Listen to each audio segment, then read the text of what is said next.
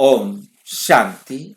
अति इंद्रिय सुख, इस विषय पर हम चर्चा कर रहे हैं। आज का विषय है मनुष्य अति इंद्रिय सुख कब अनुभव करता है। वो समय भी हमको जानना है, वो स्थिति भी हमको जाननी है, वो रहस्य भी हमको अच्छी तरह से समझना है।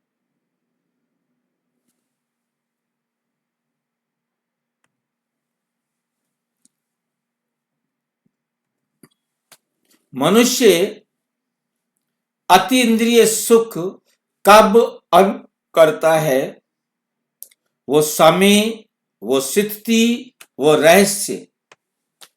मनुष्य अति इंद्रिय सुख कब अनुभव करता है? क्वेश्चन खड़ा हुआ।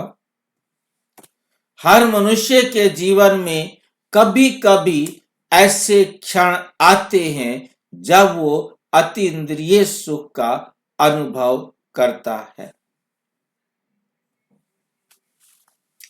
सब कुछ होते हुए भी मन शांत होता है और सब कुछ हो रहा है, जो भी काम होने हैं दुनिया के वो सारे हो रहे हैं, परंतु मन शांत होता है।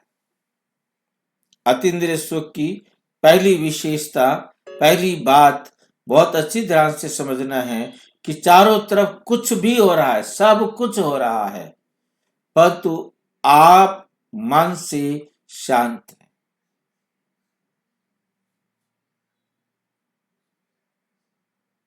ये अनुभव करो। जब हमने अपने आप को समझा दिया एवरीथिंग इज ओके,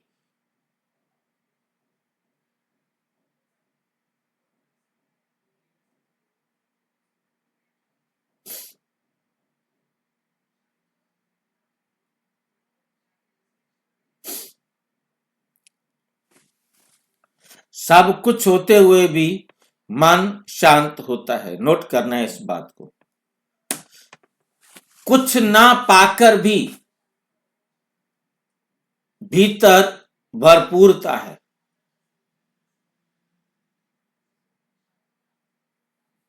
वह कोई भी प्राप्त करने की इच्छा नहीं। दूसरी बात है, परिस्थितियां बदलती नहीं, पर अनुभूति बदल जाती है। परिस्थितियां बदलती नहीं, वह कैसी भी हो, पर अनुभव बदल जाता है।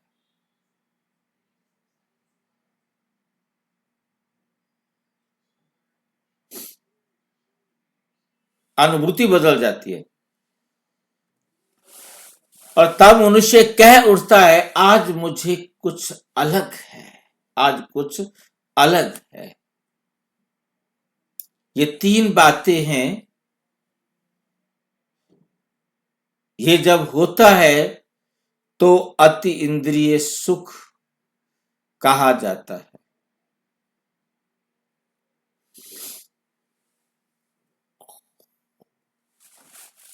आज मन को अजीब सा सुकून है।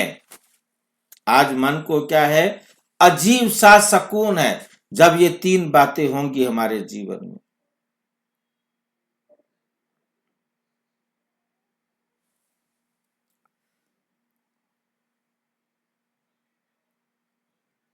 तीन बातें याद हैं आपको? कोई बताएगा मुझे?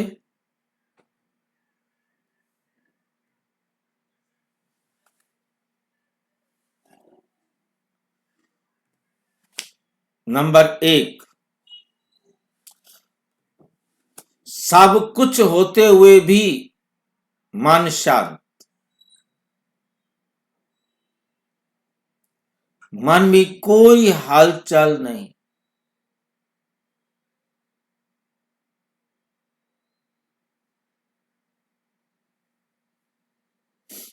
भाई जी हलचल आ गई, इसका मतलब हम फेल हो गए। हाँ, नहीं मतलब हमें शांत, अति इंद्रिय सुख नहीं मिला। कुछ ना पाकर भी भीतर में भरपूरता रहती है। हमें कुछ पाने की इच्छा नहीं रही।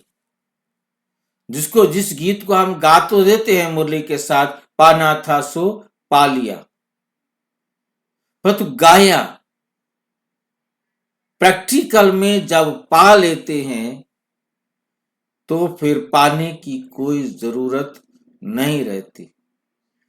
तो उस अवस्था को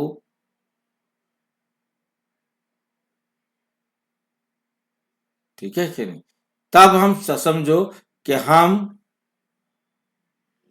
भरपूर हैं।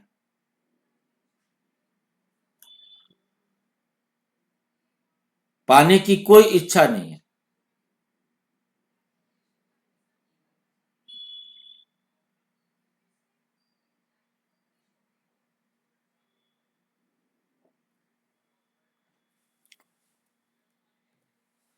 परिस्थितियां बदलती हैं, तीसरी बात है, परिस्थितियां बदलती नहीं,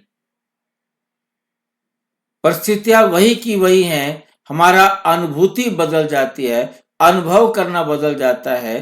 कल तक हम उन परिस्थितियों से दुखी हो जाते थे, आज उन परिस्थितियों के आगे हम शांत हैं।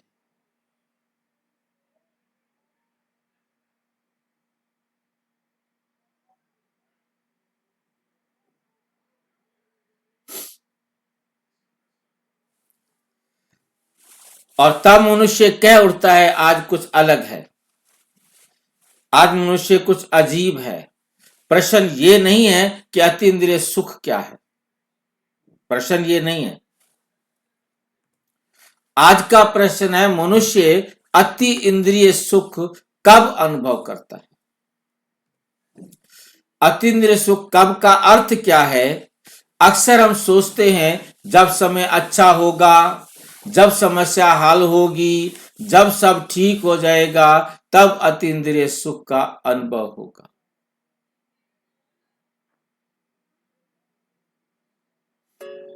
नहीं,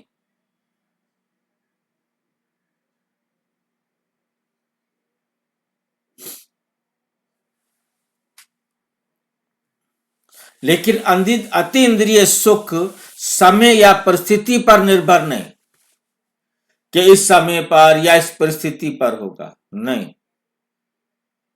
ये किस पर निर्भर करता है, कौन बताएगा? हमारी आत्मिक स्थिति पर भाई जी। हम आत्माओं की अपनी स्थिति पर ये निर्भर करता है।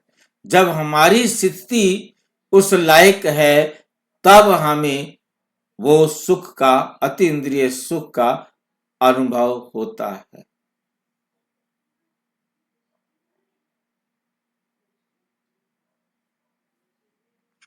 भाई जी, जो सन्यासी होते हैं, हाँ जी, तपस्या करते हैं, उनको भी तो सुकून मिलता होगा, तभी तो लोग बैठे रहते हैं। क्या है ना कि अब जैसे हमें ये बताया जा रहा है कि अति इंद्रिय सुख ये है, अब उनको उनके गुरु ने जो बताया कि ये अति इंद्रिय सुख है, उसको उन्होंने मान लिया।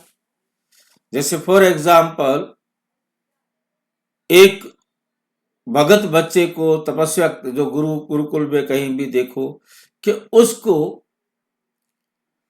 गुरु देते हैं एक नाम, एक मंत्र, एक श्लोक। उस समय कोई याद करने के लिए लिखने की कोई कॉपी नहीं होती थी जिसमें नोट करके रख ले। उस समय गुरु एक एक श्लोक याद कराया करते थे, फिर वो सुना करते थे। और याद करने के लिए क्या होता था, एक तख्ती हुआ करती थी, उस तख्ती पर लिखा जाता था और उसके बाद वो उसको पढ़ता था कि इतनी बार तुमने उस पेड़ के नीचे जाकर बैठ जाओ और इतनी बार इसको पढ़ो, फिर आके सुनाओ। फिर वो आके सुनाता है, पूरा याद हो गया तो ठीक है, नहीं तो दोबारा जाके बैठ जाओ।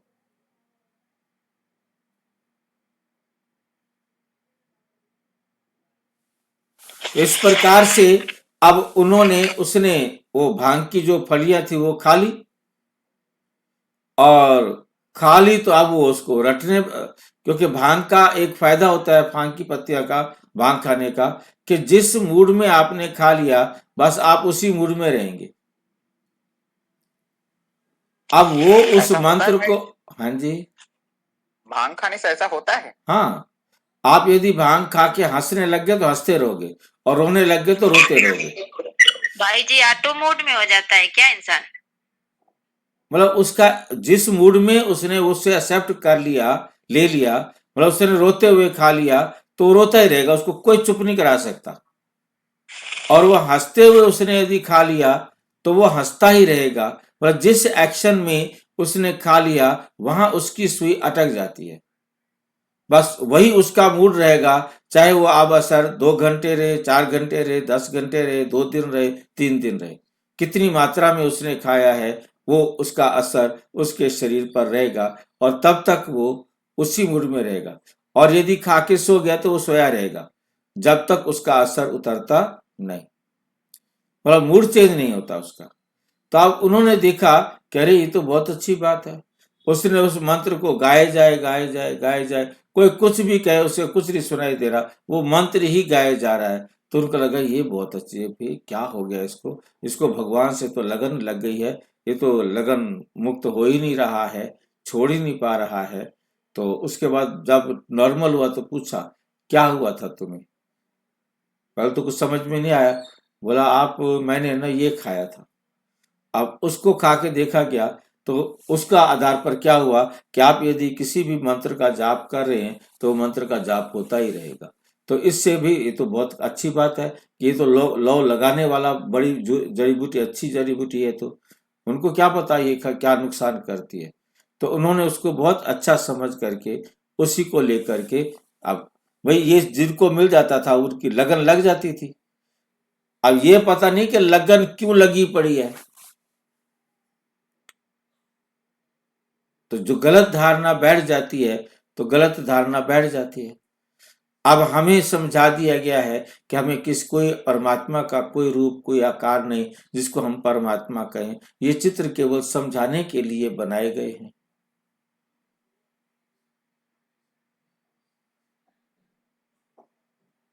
तो अब उसी में ही वो आनंद समझेगा, उसको जीवन में सब कुछ मिल गया जो कुछ चाहिए था स्थूल, मतलब चाहे वो मतलब किसी तरीके से भी उनके जीवन में वो प्रवेश किया। सही अर्थ, ये कब बाहर का नहीं भीतर का है।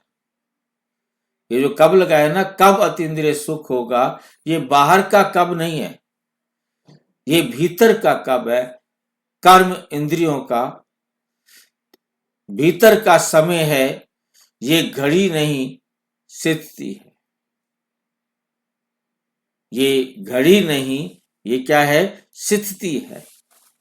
साकार मुरली 14 अप्रैल 1986। सुख दुख परिस्थिति से नहीं स्थिति से अनुभव होता है। नंबर 2, जब आत्मा देह अभिमान से ऊपर उठती है, जब आत्मा देह अभिमान से ऊपर उठती है, पहली शर्त है मनुष्य अतीन्द्रिय सुख तब अनुभव करता है जब वो स्वयं को देह नहीं समझता।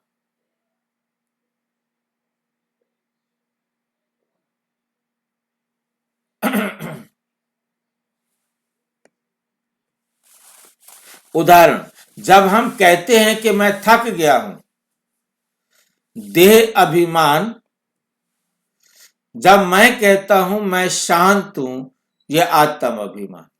इन दोनों में अंतर समझ में आया? मैं शांत हूं, यह है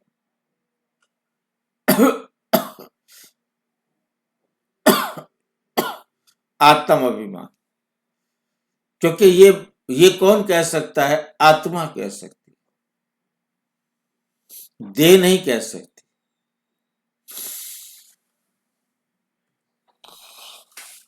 जैसे ही मैं शरीर हूं की स्मृति ढीली हुई, मैं आत्मा हूं स्मृति पक्की हुई तो अतीन्द्रिय सुख।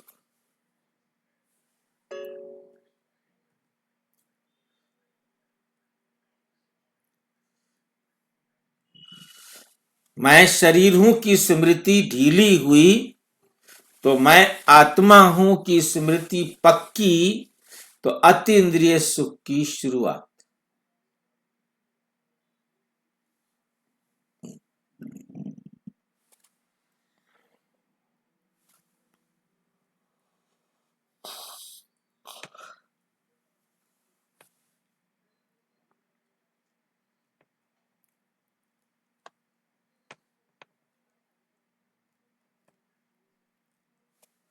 मुरली है 7 जुलाई 1984।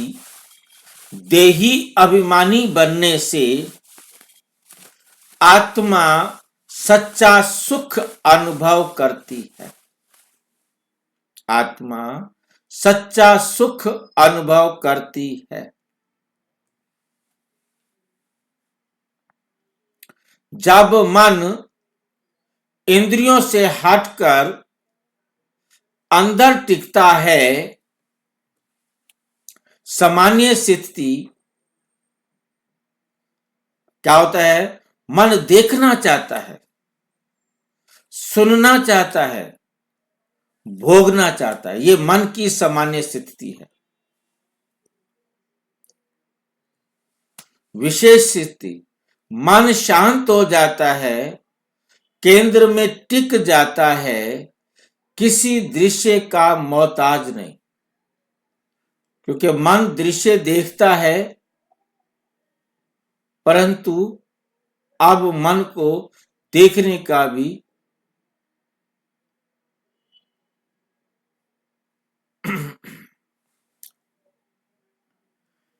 मन शांत हो जाता है, केंद्र में टिक जाता है, किसी दृश्य का मोहताज नहीं रहता। उदाहरण, ध्यान में आंखें बंद, कोई आवाज नहीं, फिर भी मन कहता है बस अच्छा लग रहा है, अच्छा लग रहा है।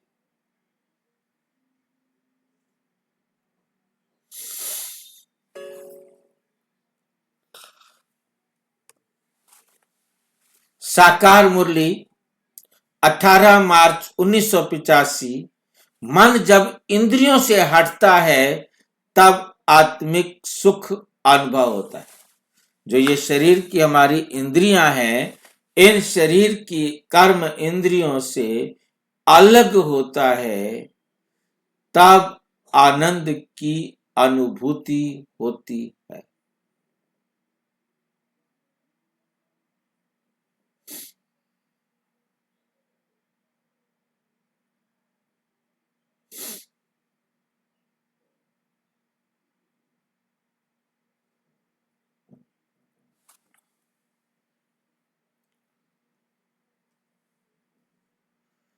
तब आत्मिक सुख अनुभव होता है। इसे अतीन्द्रिय सुख कहा जाता है। नंबर 4, जब आत्मा परमात्मा की याद में स्थित होती है, यह सबसे महत्वपूर्ण कब है? क्योंकि ये सवेरे भी हो सकता है, शाम को हो सकता है, कभी भी हो सकता है।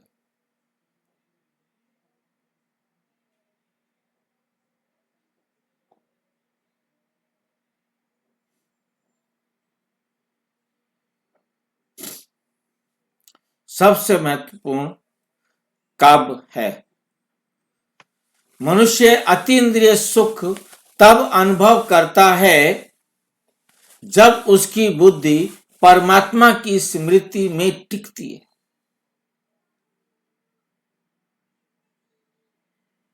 आत्मा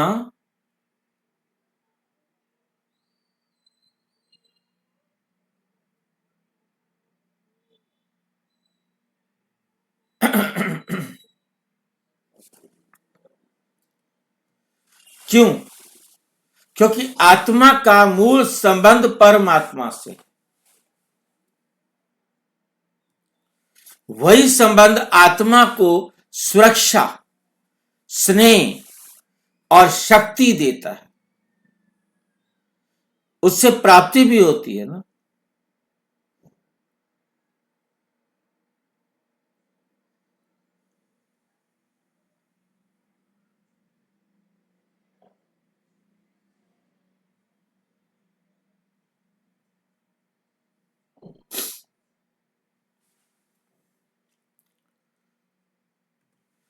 उदाहरण, एक बच्चा भीड़ में हो, अंधेरे में हो, लेकिन पिता का हाथ पकड़ ले तो उसे कोई भय नहीं।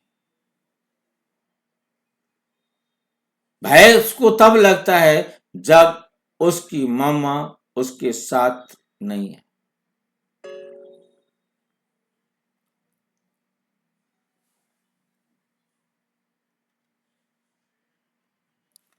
उसी तरह समस्याएं, वही परिस्थिति, वही, लेकिन समस्याएं भी वही, परिस्थिति भी वही, लेकिन परमात्मा की याद, ये अति इंद्रिय सुख।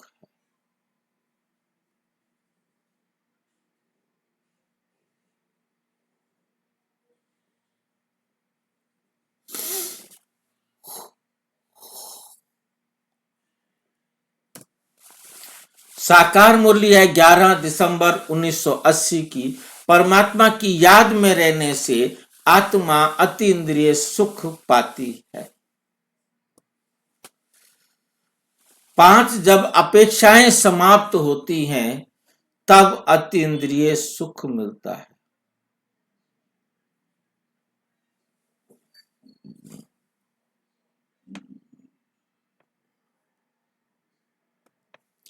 अपेक्षा, अपेक्षा माना कुछ भी प्राप्त करने की चाहना, इच्छा। दुख की जड़ मुझसे ऐसा क्यों नहीं हुआ।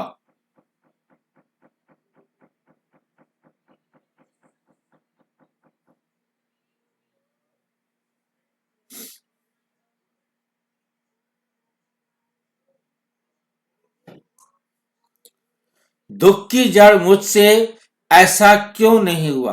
अपेक्षा क्या है? दुख की जड़ है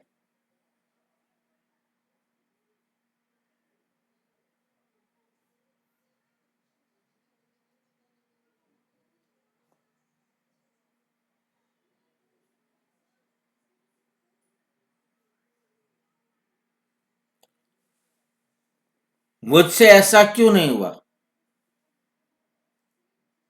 अपेक्षा होती है ना, वो भी अतीन्द्रिय सुख का अनुभव नहीं करने देगी।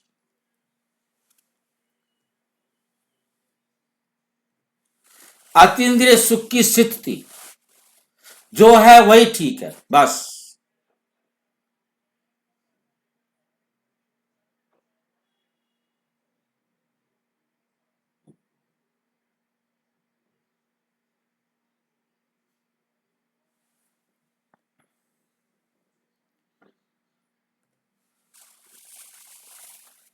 उदाहरण, एक योगी आत्मा कहती है जब किसी से कुछ चाहिए नहीं, इसलिए किसी से शिकायत भी नहीं,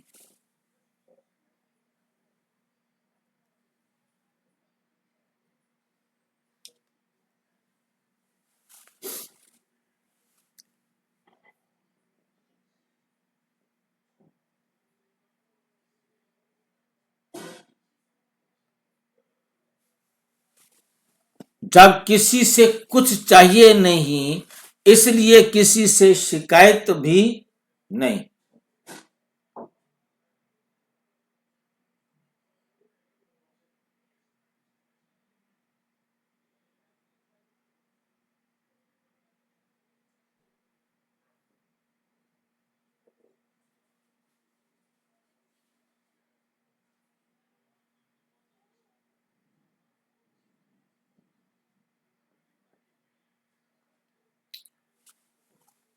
अब किसी से कुछ चाहिए नहीं, इसलिए किसी से कोई शिकायत भी नहीं।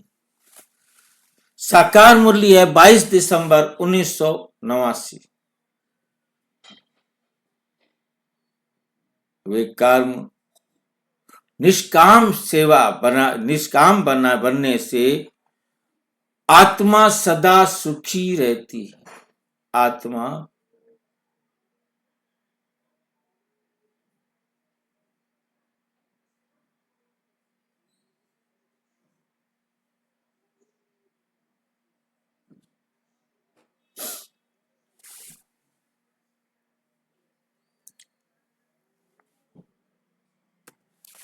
जब आत्मा पवित्रता की स्थिति में होती है, पवित्रता का अर्थ केवल शारीरिक नहीं, विचार, दृष्टि और भावना की शुद्धता भी।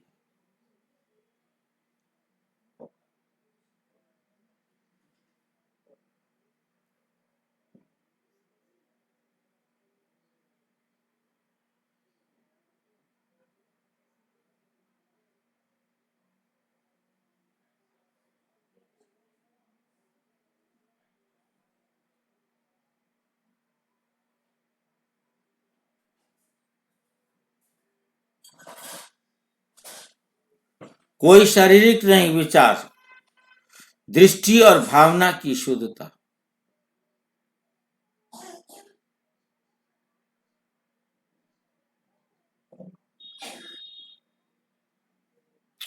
दृष्टि और भावना की शुद्धता। उदाहरण, जहां मन में द्वेष नहीं, तुलना नहीं, वासना नहीं, वहां स्वाभाविक अति इंद्रिय सुख। वहां क्या है? स्वाभाविक अति इंद्रिय सुख। साकार मुरली 25 फरवरी 1978। पवित्रता ही सुख शांति की जननी है। पवित्रता ही सुख शांति की जननी है। पवित्रता के बिना सुख और शांति का जन्म ही नहीं हो सकता।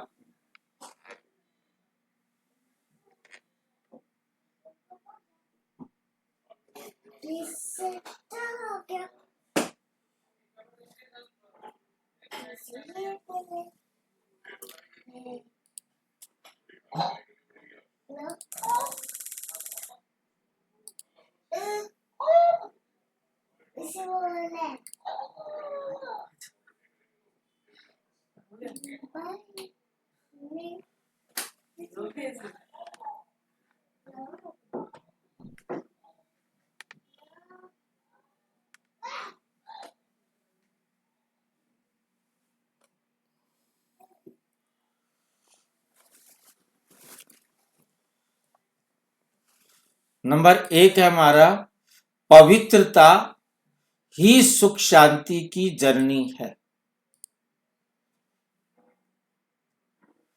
जब आत्मा वर्तमान में स्थित होती है, जब आत्मा वर्तमान में स्थित होती है, तब क्या होता है? कोई मुझे बता सकता है? जब हम वर्तमान में स्थित होते हैं,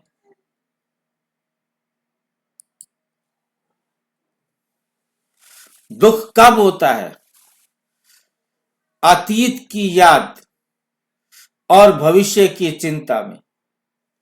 भूतकाल की बातों को हम याद कर रहे हैं या भविष्य की कोई चिंता है, ये दोनों बातें हमें दुख देती। और अतीन्द्रिय सुख कब होता है? जब आत्मा वर्तमान में स्थित होती है। जब आत्मा वर्तमान में स्थित है, तब अतीन्द्रिय सुख का अनुभव कर सकती है। जब आत्मा वर्तमान में स्थित होती है, तो कोई बता सकता है क्या होता है?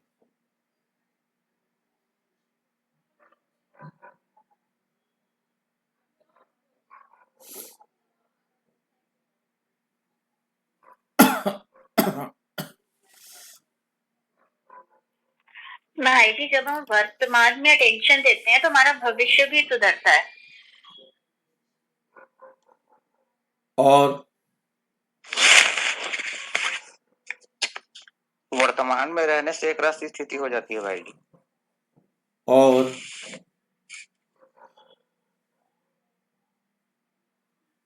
भाई जी, अति इंद्रिय सुख में भी होते हैं, अटेंशन होती है और हल्का फील करते हैं। और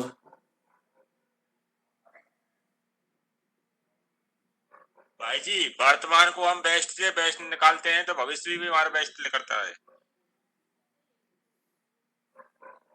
तो आधा क्यों बता रहे? वर्तमान में हम हाँ बोलो। वर्तमान में हम श्रेष्ठ से श्रेष्ठ कर्म करते हैं तो तीनों काल श्रेष्ठ हो जाती हैं। हम त्रिकालदर्शी बन जाते हैं।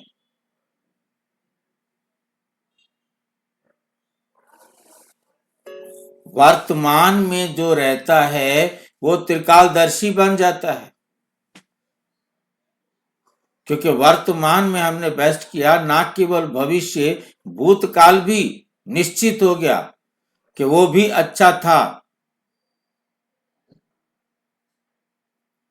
वर्तमान अच्छा तो तीनों काल अच्छे, वर्तमान खराब तो तीनों काल खराब।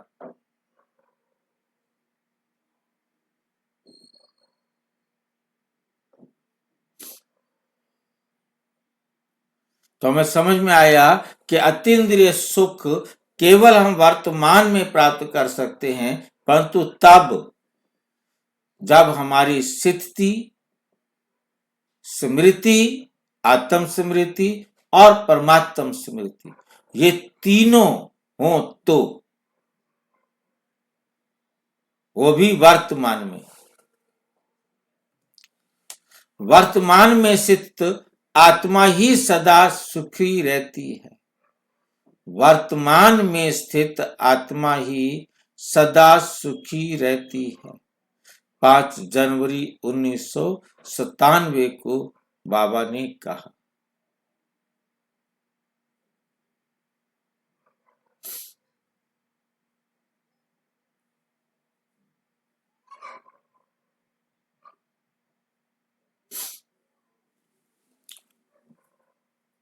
वर्तमान में स्थित आत्मा ही सदा सुखी रहती है। अतीन्द्रिय सुख के आने के संकेत, जब हमारे पास अतीन्द्रिय सुख आएगा उस समय के संकेत, इशारे क्या होंगे, पहचान क्या होगी? नंबर 1, बिना कारण प्रसन्नता। नंबर 2, हल्कापन। नंबर 3, मौन में आनंद।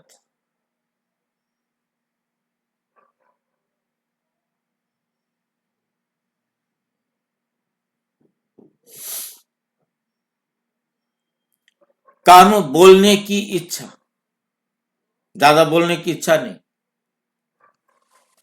साकार मुरली 17 सितंबर 1984 को बाबा ने कहा, स्थिर स्थिति में आत्मा अतीन्द्रिय सुख अनुभव करते हैं। जिसकी स्थिति जो है ना वो स्थिर है, अभी अभी कहीं और चला गया, अभी स्थिर हो गया, अभी अभी चला गया, फिर स्थिर हो गया, तो अतीन्द्रिय सुख का अनुभव नहीं हो पाएगा।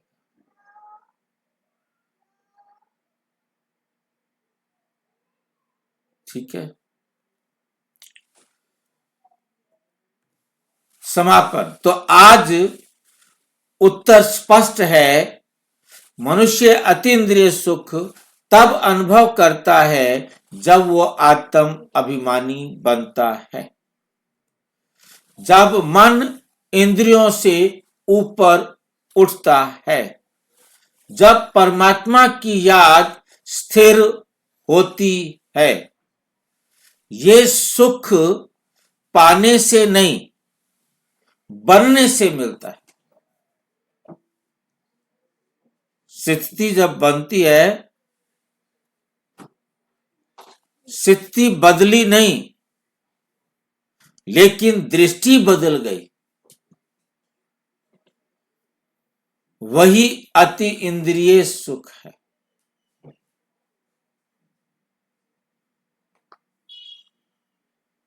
स्थिति बदली नहीं, लेकिन दृष्टि बदल गई, वही अति इंद्रिय सुख है।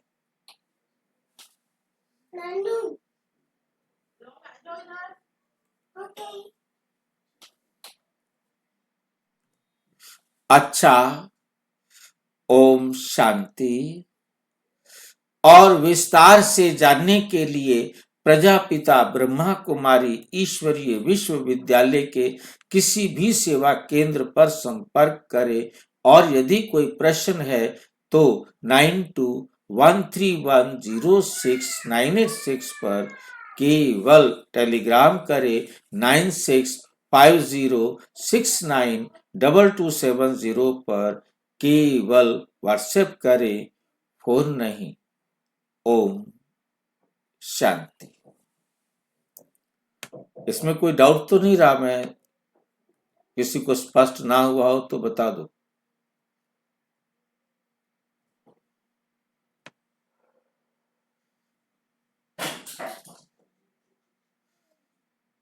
मनुष्य अतीन्द्रिय सुख तब अनुभव करता है जब उसके पास क्या हो। पहली बात हमें ध्यान रखनी है कि वो आत्म स्मृति में हो, परमात्म स्मृति में हो, और स्थिति जो है ना उसकी इसी अवस्था में हो। दूसरा कोई यदि याद आ रहा है तो उसकी स्थिति नहीं बनेगी। वर्तमान में केवल वो अपनी इस अवस्था को, सुख को, अतीन्द्रिय सुख को अनुभव कर सकता है। आत्म स्मृति, परमात्म स्मृति और वर्तमान में होगा, तब ये तीन अवस्थाएं जब मिलती हैं तब उसे अतीन्द्रिय सुख की अनुभूति होती है। अच्छा, ओम शांति।